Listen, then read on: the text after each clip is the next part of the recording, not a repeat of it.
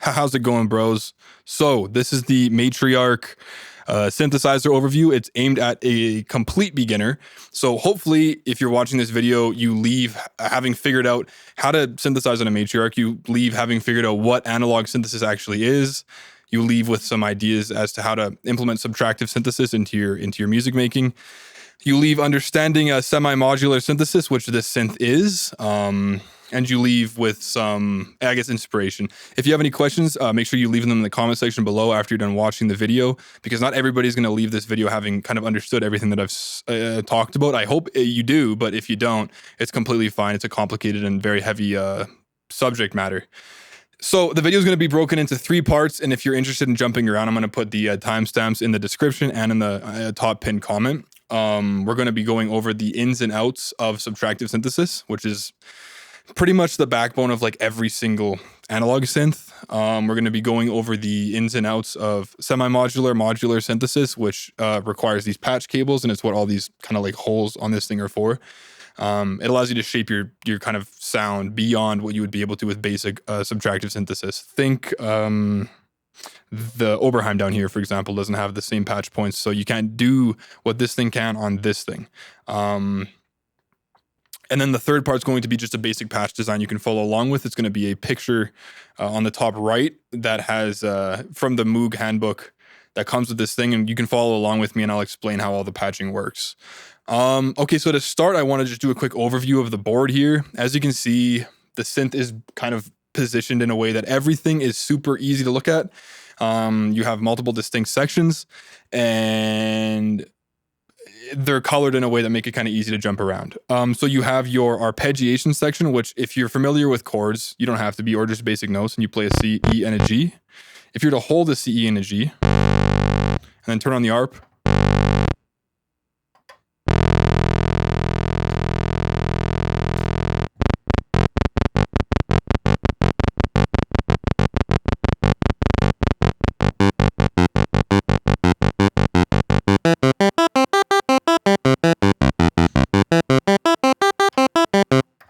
it kind of plays those notes in sort of a sequence or an arpeggiation pattern that you can choose right here. Then you have your modulation section, which we'll get to later. Essentially, that's kind of what allows you to mess with your sound a bit more interestingly. And then you have your utility section, which this is explicitly for modular synthesis, so we'll get there when we get there. And then you have your oscillator section. So this is where the bulk of your sound is going to be kind of dealt with. You can choose your waveforms, which are the meat and potatoes of synthesis, and you can choose their octave, which is measured in 16 foot, 8 foot, 4 foot, and 2 foot, which is like based on the old organs that had big tubes. It kind of the longer the tube, the deeper the sound. So that's how that works. And then you have like some tuning options here, different pitch options, which is pretty interesting. And then you have your mixer, which allows you to, after you kind of design your sound by layering these 4 oscillators and, you know, changing them around, you can mix in how loud you want each of them to be to kind of create like a rich or, I don't know, interesting and unique to you tone. And then you have your filter section, which is called filters. There are 2 filters on the synth, and it is here that the synth begins kind of to develop a stereo character or flavor. If you're familiar with equalization, that's kind of what filters are here. It is sort of a low pass, like in nature. The more left you turn this knob, the more high end is cut out. Just basically, that's kind of the basic overview. Again, another utility section right here, which is super useful. Then you have your envelope section, which is your attack, decay, sustain, release, which allows you to shape the way that your sound plays out over time. And then you have your stereo delay section, which is interesting because it's an analog stereo delay, which is super sick to have on a synth. And then you have your output section, which allows you to kind of decide how loud you want things to come out, what mode you want to have play the synth in, so on and so forth. And then over here you have your expression box, which is your pitch, your mod wheel. This is where you press play on the arpeggiation, and then you have your glide, which allows for this sound here.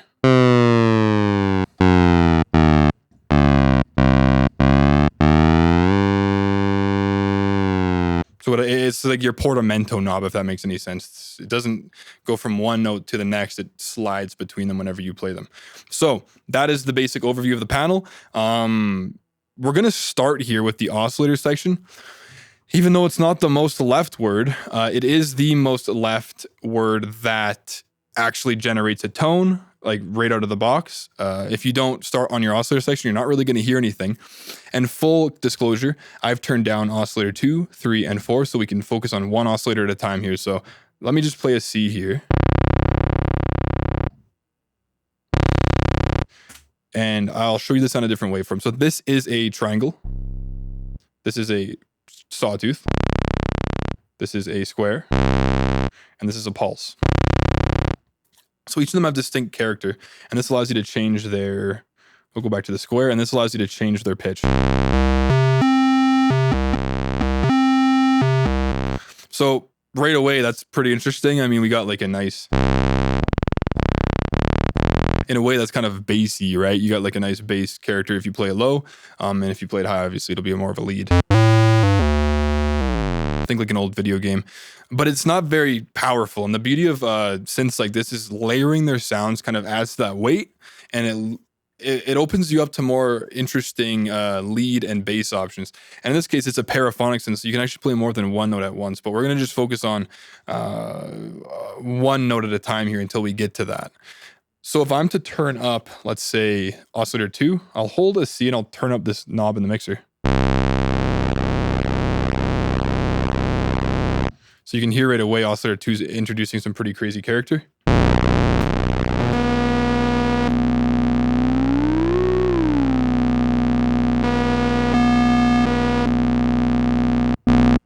I'll turn oscillator 1 down so you can really hear what oscillator 2 is doing.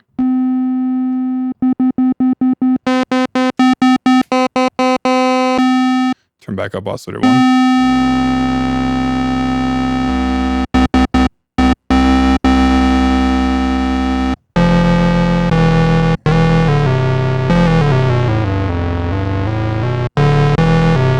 So you can hear right away that there's kind of some interesting interaction between the two oscillators, and that's common. They're in completely different octaves and their waveforms are different. If I was to make them both the exact same waveform, same octave, they play together a lot better. And that sounds great now, but sometimes you do want that rich, crazy character with the oscillators clashing. So right now we have oscillator 2 and 1 and 2 on. Let me turn oscillator 3 on. I'm just going to hold C again and turn the volume up. And while we're at it, I'll just do the exact same thing for 4. Okay, so right now we have oscillator 1, 2, 3, and 4 playing, and they're all playing the exact same waveforms, and they're all playing in the exact same frequency region. These knobs here allow you to kind of like bend the pitch of whichever oscillator you want. So in this case, let's maybe bend the pitch of 4.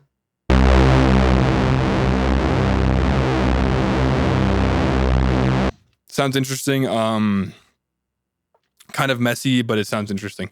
So when waveforms are like when you hit down and you play a waveform, because it's an analog synth, it's not going to be perfectly sunk up. It's not going to be exactly perfect in that if one waveform goes up and down and another waveform goes up and down, if they're slightly offset, they might start canceling each other out.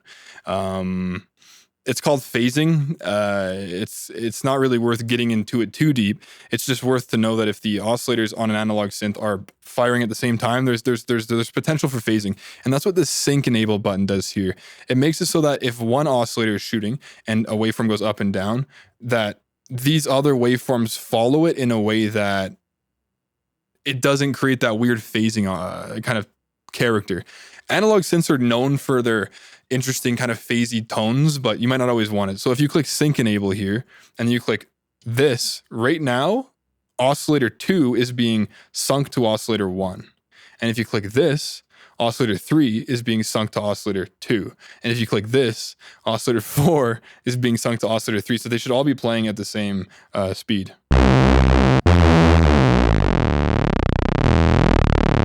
And that can be really good for basses because there's not so much phasey, noisy nonsense happening. But at the same point, like, that's with it on.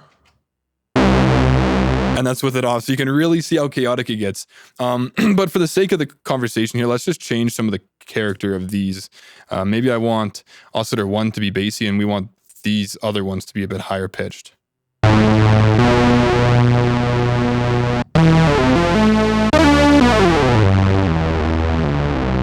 So that's a pretty interesting sound. Let's say we're happy with that and we were like, okay, yeah, we've layered them nicely. I like that tone. let's say we're going to make a bass. Right away, we kind of have something that's nice and deep, and it's almost like old-fashioned sounding. Over here in the mixer, which we've been using the entire time to turn on and off the oscillators, as you can see, everything is dead center. Every one of these oscillators are dead center.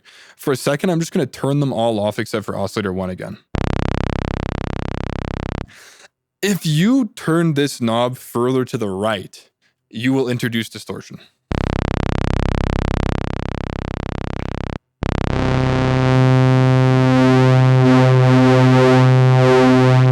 This synth is designed that way intentionally.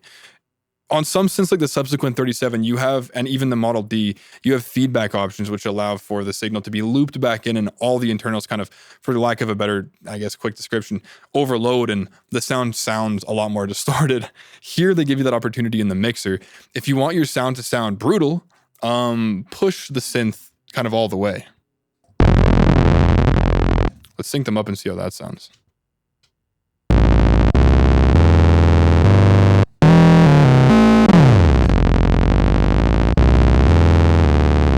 Okay, so that's pretty crazy. Right away, you can kind of hear how this synth plays pretty nastily with gain beyond that like kind of 12 o'clock option right there. But you can kind of work that into consideration. For example, oscillator 1 here is the deepest. We've done that intentionally. Let's put them all back to 12 o'clock and play. If we just crank oscillator 1, then we'll have a more distorted low end only, because that oscillator, which is the deepest, will be the one that's kind of clipping. I hope that makes sense. But these two kind of play directly together. Sync them up just to check how that sounds one more time.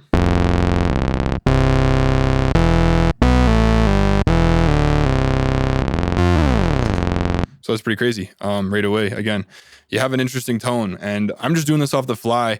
If you experiment with different octaves for each oscillator and different waveforms for each oscillator and even different frequencies, like you can kind of tune these out.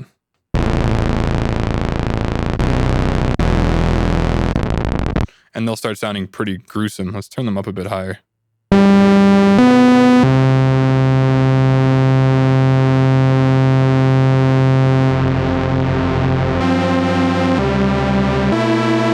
Sounds a bit off.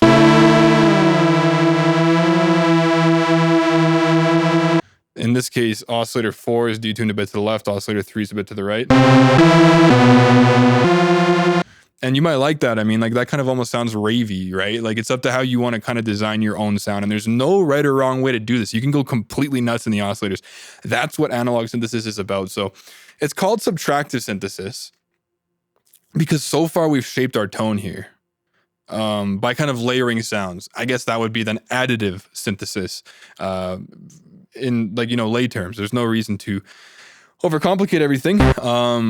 But subtractive synthesis is really what's the big deal when it comes to these synths because of the filter section. So the filter section allows you to pull away high end, shape the tone, subtract from the tone. So far we've went over the fact that oscillators are how you layer your sound. The mixer is where you go to mix those sounds together, the layers together. Oh, and before I forget, there's also a noise knob here. It like introduces white noise. Use that how you will. It's actually really interesting when you get to the modular side of things, and we'll come back to that. But if I was to take this filter knob here, which is the cutoff knob, and pull it to the left, some of the high frequencies in our sound would start to kind of die down. And like for bass, that's really useful because you don't always want like a bunch of high frequencies clashing with your mid-range and high-range instruments in your mix, right? So if we're designing a bass patch, which we kind of, I guess, are right now, I just turned oscillator 1 back down a bit. And it's worthwhile to pull this to the left until about there. And then you have a droney kind of bass. You wouldn't have that if not for the cutoff. Like that sound would be impossible to make without it. And so like the beauty of analog synthesis and subtractive synthesis, again, is that you kind of stack your sound up in a way that like probably no person's going to do exactly the same as you, especially considering these frequency bend knobs, and then you subtract from the tone with a filter. The filter gets weird on all of these like MOOG products. Little piece of interesting history I'll gloss over quick. This kind of filter, like the Moog sound filter, was actually made by accident in the attic when the Model D was in production for the first time. But that's neither here nor there. People came to love the sound. It's a powerful filter. It's very, very powerful to the point that it can actually self-oscillate. So let me just quickly turn down all of these filters. When you cut off something from a sound, you're cutting the high end out. So essentially you're creating an arch in the high end and you're pulling it out. Resonance knobs on a filter essentially say whatever you're at. Let's say right now, we're at 20 kilohertz right here. Whatever, if I was to put this here, then there would be no cutoff. But if I was to drag it here at around 19 kilohertz, the resonance knobs say make a peak at that cutoff. Like essentially take an equalizer and peak that cutoff. So there's also everything above 19 kilohertz is cut off, but exactly at 19 kilohertz, I almost want like a whistly tone. The resonance, the higher you crank that, the more you can hear it. The thing of it is right now these oscillators are actually turned off. So if I was to play a note and turn these resonance knobs, let's just do it all the way and mess with this cutoff. You can actually hear the filter self-oscillate. So resonance makes a peak wherever the cutoff is, and you can hear that change with my cutoff dragging left to right. So at 20, the peak, there's like technically a peak happening at 20 kilohertz, so it sounds really sharp. And as I drag it down, the peak follows the cut. Thing of it is though, if I play the keyboard around, it doesn't change. So keyboard tracking, this knob down here actually allows you to track with the keyboard, that self-oscillation. It kind of actually allows you to play the filter like another oscillator. And if I was to mix back in these oscillators,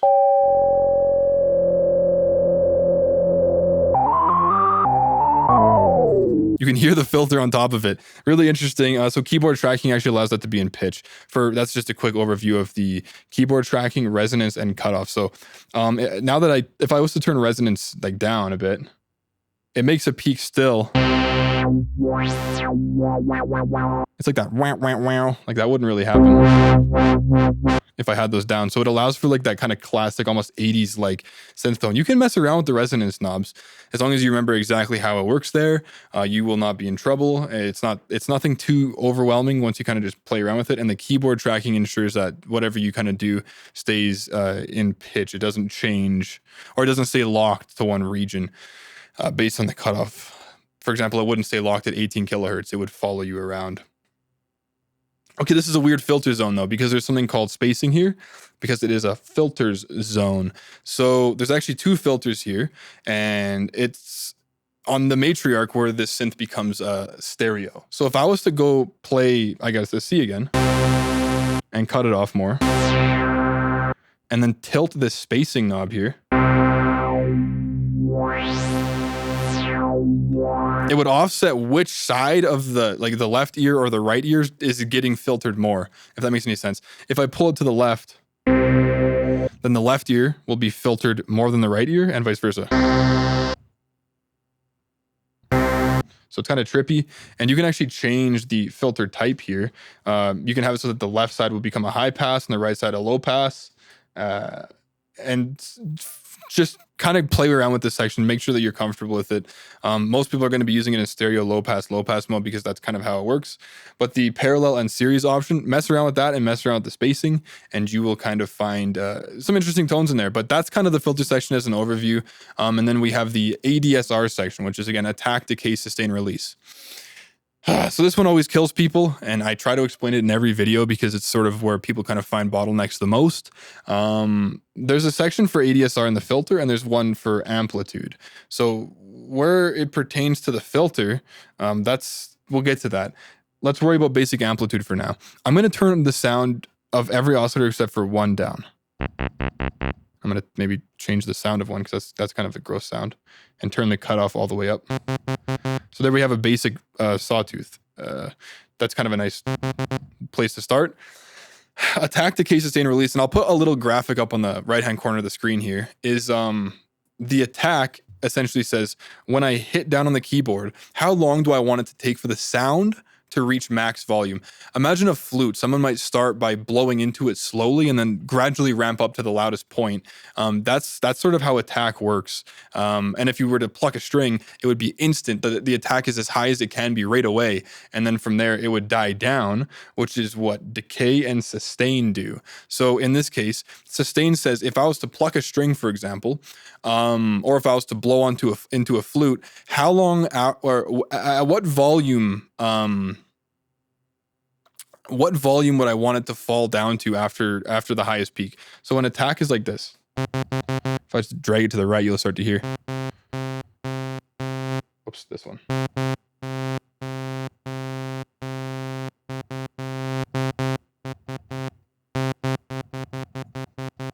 You can hear right away that if I was to drag the attack to the right, it doesn't reach like loud volume right away.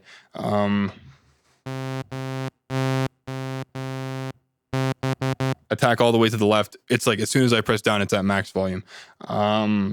Decay essentially says, how long should it take to fall from max volume to a level of sustain that I set? So if I was to hit it here,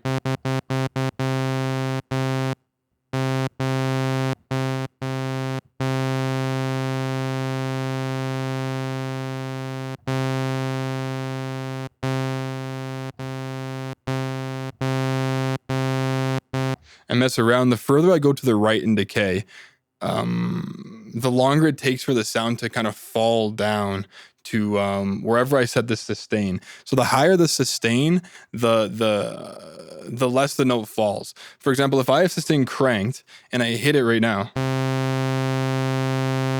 the sound should pretty much stay completely consistent. But if sustain is down here and decays in the middle, for example, it'll start right away because the attack is instant, and it will fall down to a level I set. In this case, I'm putting sustain here, so it should fall down to that level. How long it takes to fall down to that level is what decay determines.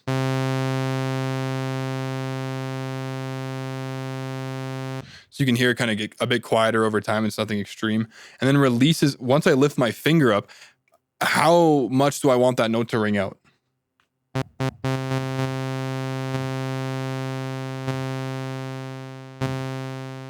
So it's kind of like plucking a string. Right now, it's an instant hit, and it rings out a bit over time. So it's the sound envelope, the envelope of how loud the sound is. It's the amplitude envelope. And then we have a filter envelope, which essentially allows us to control a little bit more in regards to modulation. So we'll get there, but it's also ADSR, attack, decay, sustain, release. So long as you know that, you're good to go. And then over here, you have your delay section, which allows us to, and I'll just turn the oscillators back up so we work with a bit more of an interesting sound.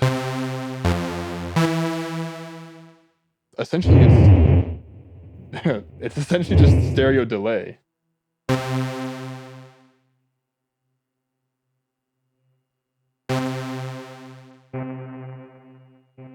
And as you can see up there, that's the time knob. This is the mix knob. You have your feedback knob, which essentially says, like kind of how long do I want it to ring out for? And the higher the feedback, the higher the chance of an infinite loop. And then you have your spacing, which is essentially like it allows for stereoizing this effect. If spacing is in the middle, you essentially have a mono delay. A bit more to the right, a bit more to the left, you can offset it, and it allows for even a more interesting stereo field.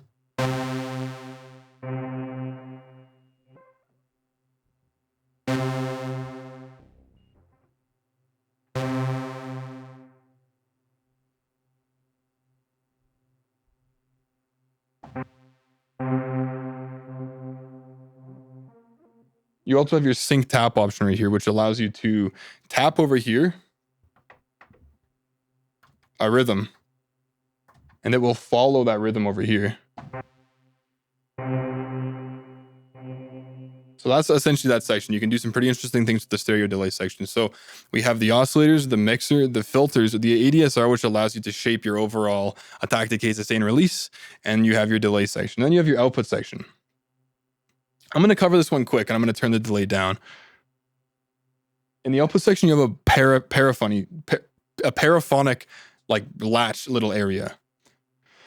So paraphonic is not polyphonic, it's not duophonic, and it's not monophonic. Essentially, it allows you to play up to 4 notes at once. But what makes it paraphonic rather than polyphonic is they all share the same filter section, all the notes that you play. In a true polyphonic synth, every single note that you play would have its own dedicated filter. This all runs to the same place. So it's paraphonic, not technically polyphonic. But here's how it works. Right now, we're in monophonic mode, meaning I can only play 1 note at a time.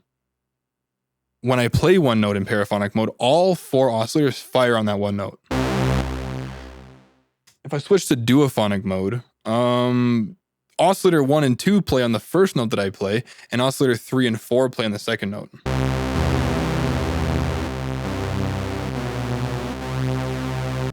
If I switch to paraphonic mode, oscillator 1 plays on the first note, oscillator 2 plays on the second, oscillator 3 on the third, and oscillator 4 on the fourth. So it's very close to polyphonic, but it's not quite. And it's actually kind of, in my mind, it sounds a bit more interesting sometimes because we're all used to polyphonic synths with our computers and our VSTs and whatnot. So like it's kind of dope to play with an actual paraphonic synth and hear how the analog noises kind of sum into the filter section. It's kind of pleasing. For the sake of this video, maybe we'll just keep it on paraphonic now, I guess. Sure.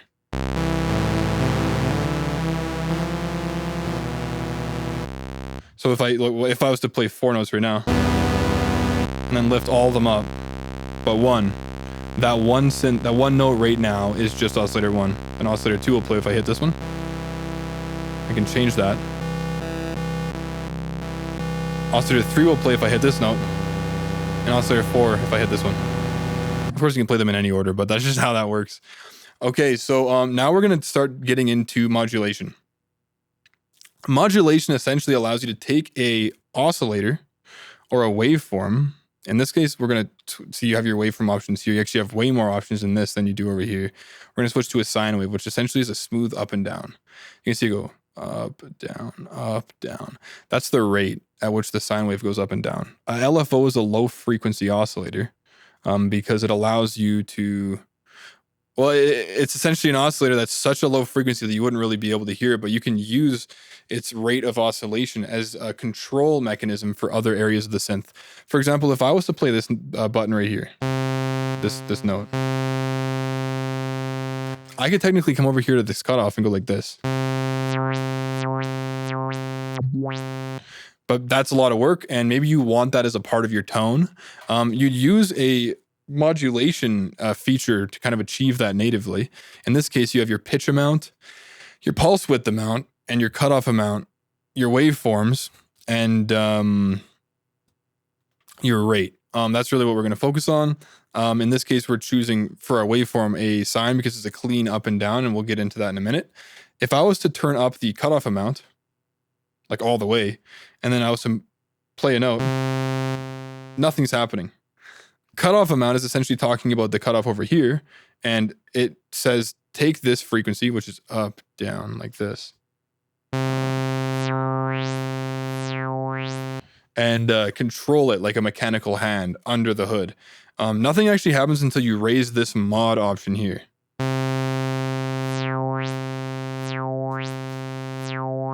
As you can see, my hand's not over there, but it's actually impacting it as though it was. Things can get pretty interesting when you change your waveform. This is really smooth right now. But what if we chose something jagged like a sawtooth?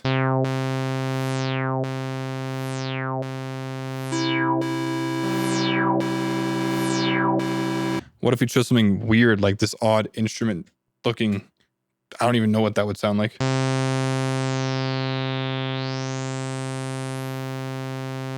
That's actually pretty smooth. This one might be a bit more mechanical. So you have the option of changing, and even the rate, right?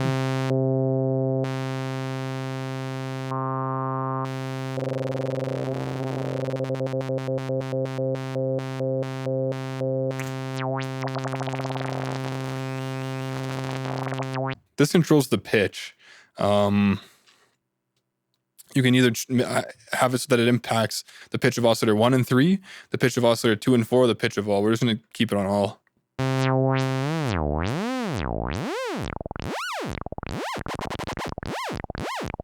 That's more like sound design for film and stuff in video games. That's a pretty crazy noise. Like Pac-Man, right? You wouldn't want to kind of put that in one of your tracks. Unless you do, you might want to put that in one of your tracks. It's crazy sounding though, you know, it's kind of up to you. Either way, that's how that works. Typically it's nice to, you know, use this for the cutoff.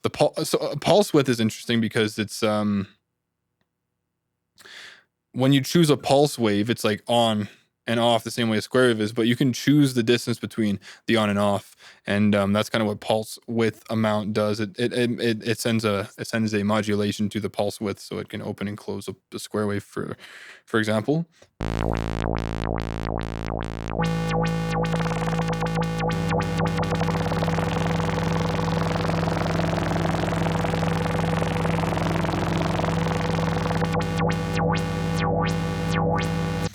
Quick tip, if you want to, because I'm over here on the left side, it's a bit hard for me to reach all the way over here to play. If you want to change the overall transposition of your keyboard, you can click hold here and then tap, and that'll put it up 1 octave. Do it again. It'll put it up 2, I think maybe 3, maybe even 4. 5 maybe? Okay, yeah, there's only 4. And alternatively, you can go down if you want as well.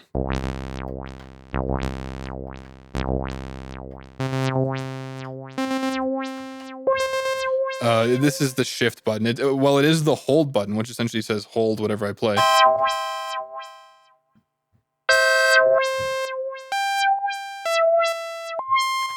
It's also the shift button. It works however you kind of want it to use it. If you want to hold it and then, you know, press either of these, you transpose. If you want to play sort of a arpeggiator, and you click play on it and you start holding your buttons. And you can tap hold and it will hold that pattern.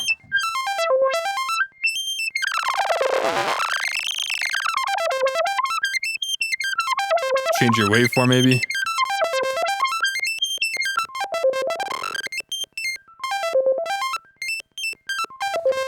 So that's how that section works. The ARP sequence section, essentially it doesn't even activate unless you hit these buttons, but they also work as transposition buttons.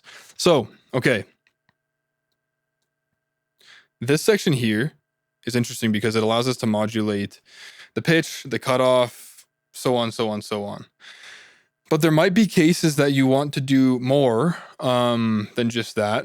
Or you might want to, you know, maybe you don't want to have it that the triangle wave here, or the sawtooth wave, is modulating the filter, but you might want that to modulate the pitch. So what if you want to use more than one waveform for another parameter? For example, again, if I was to play this and turn the pitch up, it impacts the pitch. I might like that for the pitch, but I might not want that for the filter.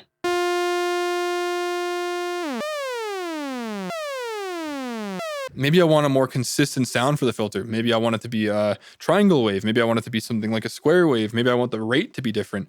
I can't do that here. And that's pretty much where modulation ends for most people. In this case, in our case right now, we have a synth that allows us to do something called modular synthesis, which essentially allows us to take signal out of any of these patch points and send it to another parameter, and essentially allows you to modulate based on those parameters. That's pretty much how it works. Any of these patch points here are either inputs or outputs. You can tell right away if it's an output, if it's squared, like you have a square around this noise out, or you have a black square around this wave out, so on and so forth. You can take any output and patch it into any input, and how it sounds is not, maybe it's not going to be great. Maybe it might do nothing really. But there are many ways to patch around in this thing to create some interesting sounds. So for the example, we're going to turn modulation all the way down. And over here we have a utility section. There's an LFO here, just as there's an LFO there. You can patch and rate here the triangle out, and essentially you're taking a triangle wave, and how fast that triangle wave is determined by this LFO out, and you can patch it into anything you really want. Maybe we want to patch it into the cutoff of the first filter.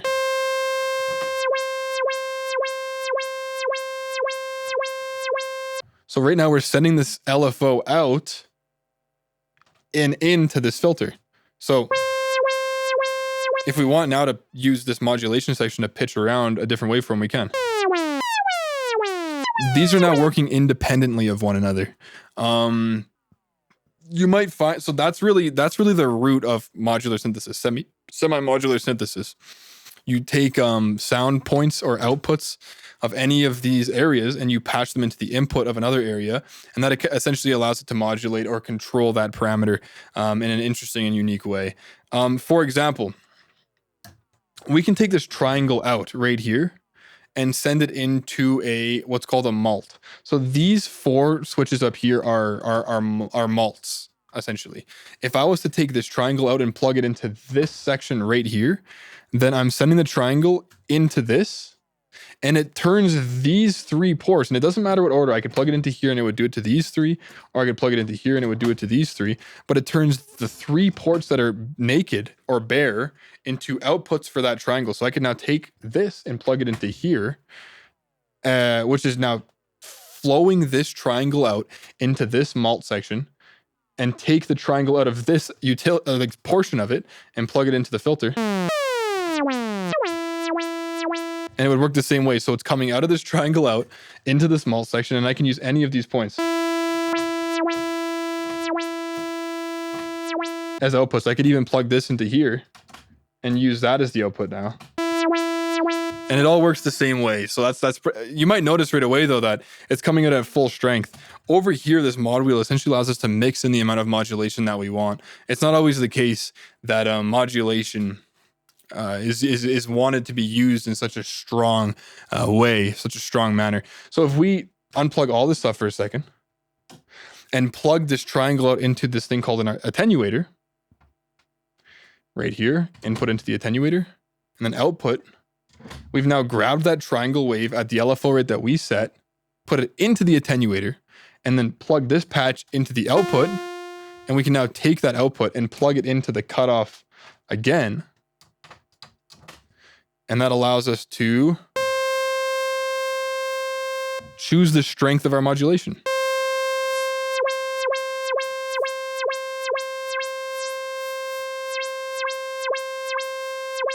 So left or right, it's the extremity. Right in the center, you're pretty much like barely any modulation, right? And then if we want, we can mix this modulation bus in as well for the pitch. Or we can turn the pitch down and we have that weird modulation happening over there on the cutoff. What if we chose to send another modulation to the cutoff at a different rate with a different waveform?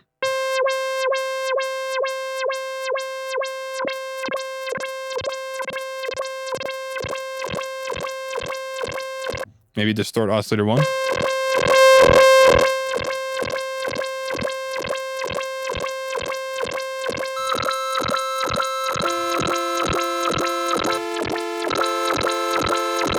Maybe sum it to mono. Let's see how that sounds.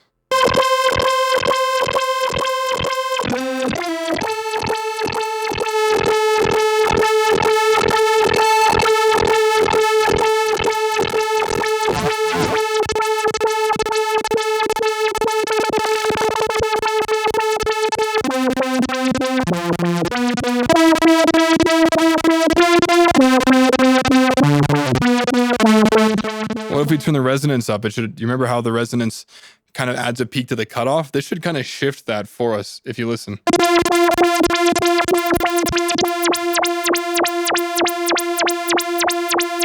So now we're getting a resonant peak that's following this LFO cutoff. Or you turn it down.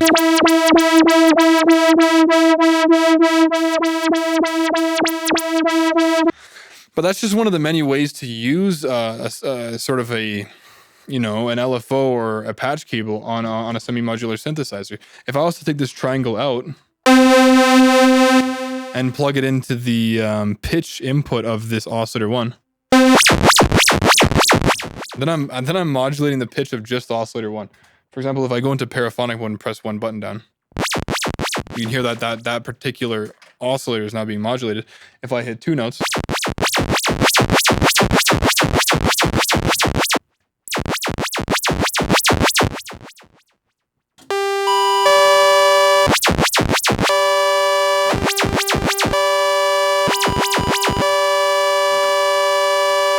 and then patch in, you can see that you can choose to affect the modulation of different oscillators. Frequency modulation is linear frequency modulation. So you can hear that just oscillator 2 is going nuts there. What about this? So just oscillator 1 in that case is going up, down, up, down, up, down at the rate that we've chosen. We can make it a square output too, and it would be even more clear.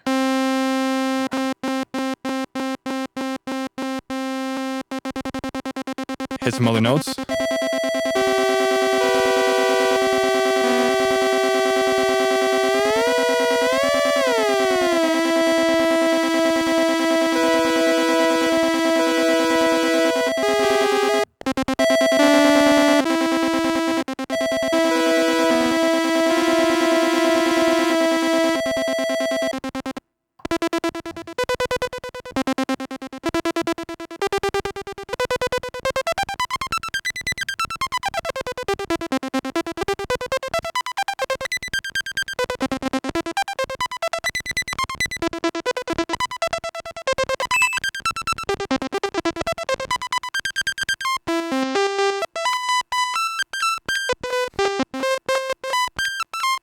We got like a little weird sequence going on now with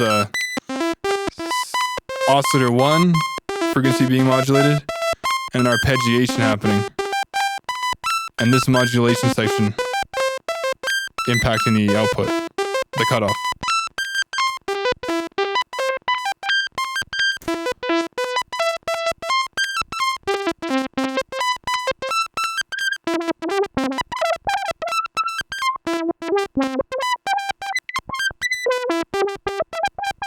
Changing the rate.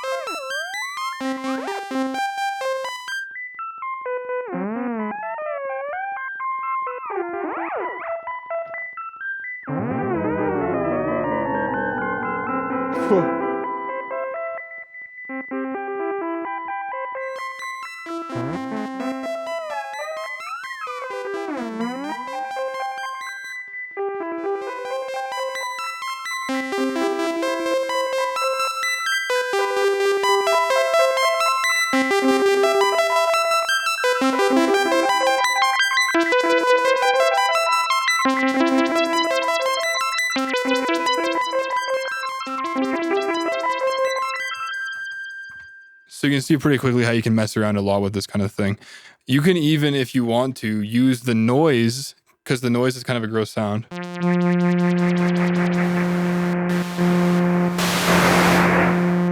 As an if you want to choose another sound for the noise, you can literally take another synth, or you can take another sound generator, plug the output of that sound generator into the input of this noise in, and then use this noise in knob to mix in that sound. So that's really how it works. This kind of synth allows you to do things that you wouldn't be able to on other synths, and that's really the introduction to modular synthesis. Essentially, you modulate parameters with the sort of set parameters of other kind of noise generators, or like I guess a way to think of it is sort of repetitive electrical components. Because if something goes up and down, or something generates a specific interesting waveform, you can then use that waveform to modulate another parameter. You can even use the noise. I'm not sure if you can on this, but you can use the noise of majority of synths, and you can use that sound to modulate other kind of parameters on the synthesizer. So it's interesting how it works. It's not very restrictive like many synths would be. So that's the kind of basics of this synthesizer. You can kind of design your sound with an oscillator. You can mess around in the mixer to mix how much of them you want kind of peeking through. You can filter out high-end frequencies or in the left or right or more if you want to with the spacing feature here, or you can change how the filters work here with the switch. You have keyboard tracking to affect the resonance. And then you can use these sections here the utility section, the LFO, and the modulation section here to modulate other parameters as if there was an actual hand going up and down. And then you can use the arpeggiation section if you want to kind of create like little sequences or arpeggiator loops by pressing this to play and this to hold what you play. You can change how many notes you can play at once over here in the paraphonic section.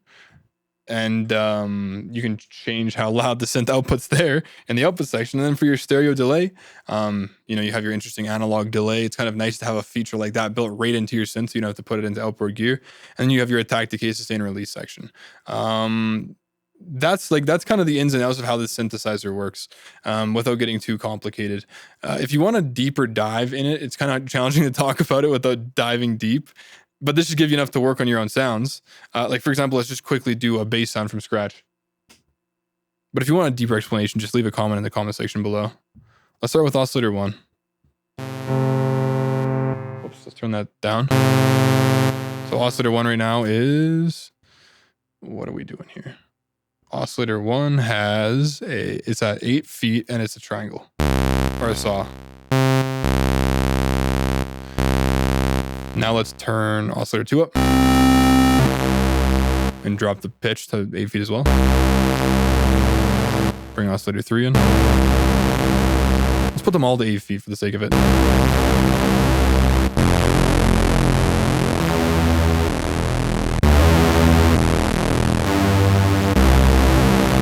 Let's filter some high end. Turn the resonance down.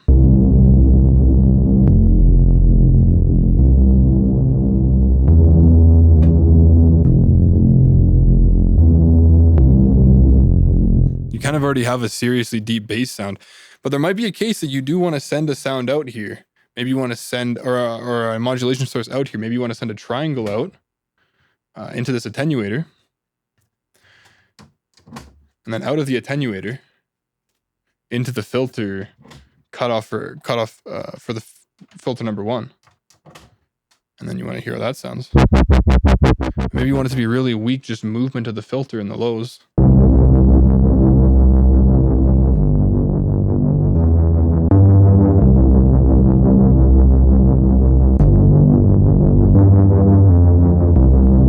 Allows you right away to get some interesting movement in the lows. And you might want to then send this modulation source out into the filter as well. Maybe we use a different shape.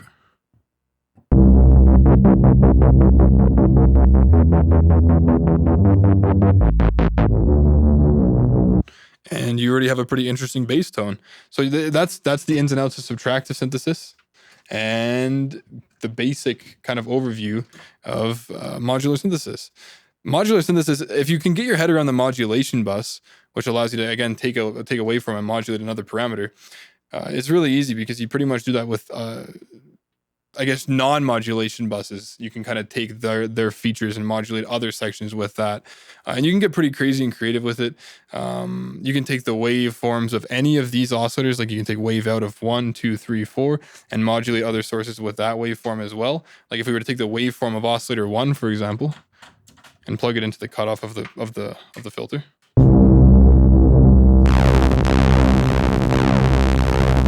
Maybe make it deeper.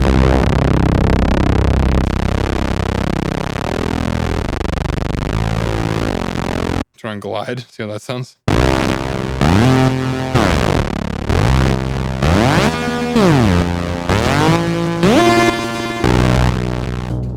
You can do that if you want. There's literally no end to it. Get creative.